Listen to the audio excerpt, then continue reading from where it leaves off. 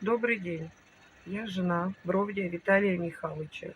15 июля 1970 года рождения. 16 ноября 25 года был подписан им контракт.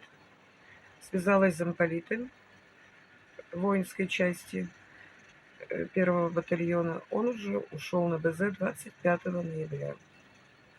12 января 26 года пришло извещение, что он без вести пропавший. Он ушел в Покровском направлении.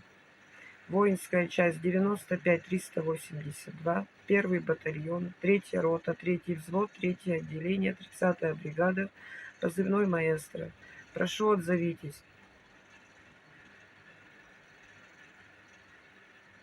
Кто знает, кто видел, кто слышал что-то о нем.